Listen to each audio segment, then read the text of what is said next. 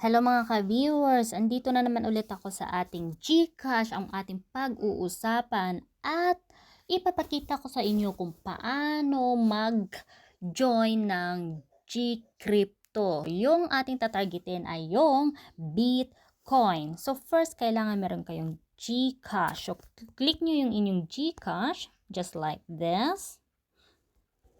Okay. And after that, enter nyo yung inyong code. Paano ba yun?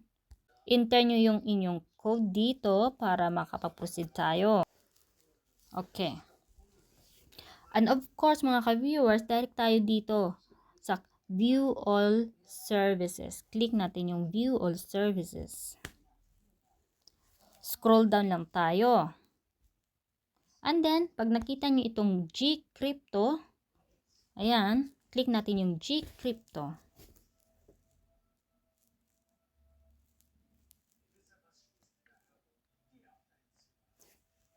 So, antay lang tayo na.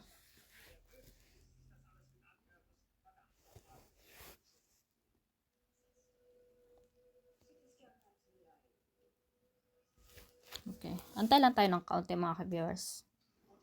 Ayun, tumaas na naman ulit yung aking Uy, tumaas pa to o bumaba? Mga ka-viewers, nakikita nyo yung laman ng aking portfolio ay nasa 479 pesos and 98 cents. Yan yung aking total crypto portfolio. Kasi sumali ako dito sa Hedera. So ngayon, ang tatargetin natin ngayon ay yung Bitcoin. Ito yung ating tatargetin, Bitcoin. But make sure na dapat merong laman ang inyong trading wallet. So ayan. So next time, tuturuan ko kayo kung paano maglagay ng trading wallet. Sa mga gustong malaman kung paano maglagay ng trading wallet o paano lagyan ng inyong wallet, just comment down below at tuturuan ko kayo kung paano maglagay ng wallet o trading wallet crypto sa inyong GCash crypto. So ayan guys, proceed na tayo. Punta na tayo sa ating Bitcoin. Okay, click lang natin yung Bitcoin. But make sure reminders ulit, dapat merong laman ang inyong trading wallet. So ngayon, proceed tayo sa ating Bitcoin. Click natin yung Bitcoin. Okay. Oops, there was an error in getting prices code. Okay, click natin yung okay. So, deny. Oh, na-deny tayo. Bakit? Why? Unable to load transaction history. Please reload the page. Okay. Reload. So, balik tayo ulit. We'll back soon. We're doing some maintenance at the moment. Oh, hindi pala tayo makapag kasi nagmi-maintenance daw yung GCrypto ngayon. So, okay. Maintenance sila ngayon, hindi tayo